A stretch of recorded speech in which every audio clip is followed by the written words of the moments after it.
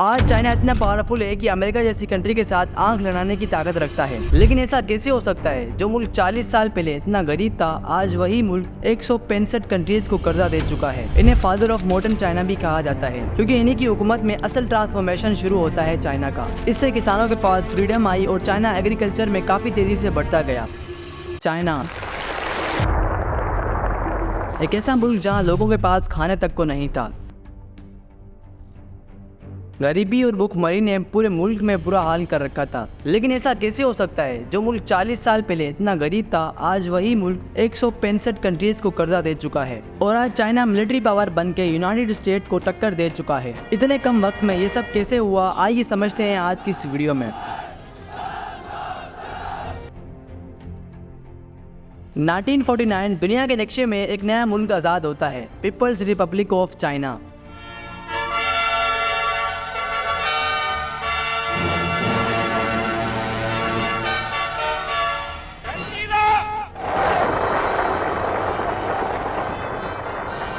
China के founder Mao Zedong China को lead करते हैं। अपना रूल शुरू होते ही माओ ने great leap forward campaign launch करते हैं, जिसकी दो मेन पॉलिसीज थी। पहला कि जमीन को जमींदारों के हाथों से बेचकर किसानों में डिस्ट्रीब्यूट करना, लेकिन जमीन की ओनरशिप गवर्नमेंट के पास ही होनी थी। दूसरा इंडस्ट्रियलाइजेशन, जिसमें मेनली स्टील मैन्युफैक्चरिंग को बनाना था। इन दोनों पॉलिसीज का मकसद चाइना में इकोनॉमिक और सोशल ट्रांसफॉर्मेशन लाना था।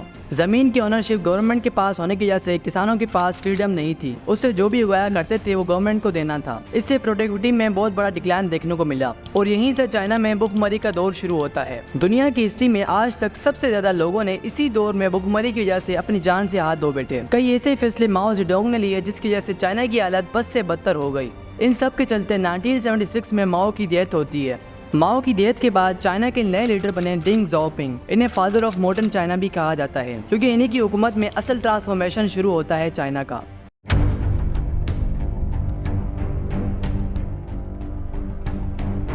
डेंग का ख्याल था कि चीनी मैशत पर गवर्नमेंट का हद से ज़्यादा कंट्रोल है, जो कि पिछले 50 सालों में चाइना की तबाही का सबब है।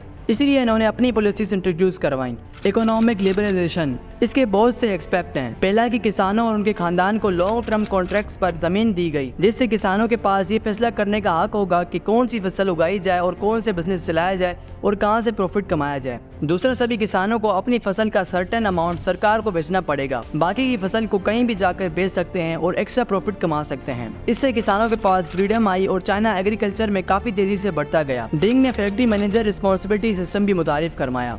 इन सभी पॉलिसीज के चलते लाखों लोग गरीबी से बाहर निकलने लगे और लाइफ चेंज होने लगी। इसी के चलते साल 1986 में 9 साल तक फ्री और कंपल्सरी एजुकेशन चाइना में हर बच्चे के लॉ लाया गया। चाइना ने अपने एजुकेशन सेक्टर्स में बड़ी इन्वेस्टमेंट करी। इसी के चलते बहुत सी मल्टीनेशनल कंपनी जैसे कि नाइकी, एप्पल, वोल्क्सवैगन ने मैन्युफैक्चरिंग सेटअप करी चाइना में। इन सब के अलावा रेलवे लाइन्स, ट्रांसपोर्ट सिस्टम और साथ ही साथ साइंटिफिक रिसर्च में इन्वेस्टमेंट करी। इन्हीं सब इकोनॉमिक पॉलिसी की वजह से आज चाइना एक 18 से 19 ट्रिलियन डॉलर की इकोनॉमी है। अब जैसे जैसे चाइना ग्रो होता रहा, वो जियोपॉलिटिकल और मिलिट्री पावर को एक्सपेंड करता रहा है। आज चाइना इतना पावरफुल है कि अमेरिका जैसी कंट्री के साथ आंख लड़ाने की ताकत रखता है। उम्मीद है कि आपको ये वीडियो जरूर पसंद आई होगी। ऐसी और वीडियोस देखने के लिए हमारे इस चैनल को सब्सक्राइब करके बेल आइकन को प्रेस कर दें।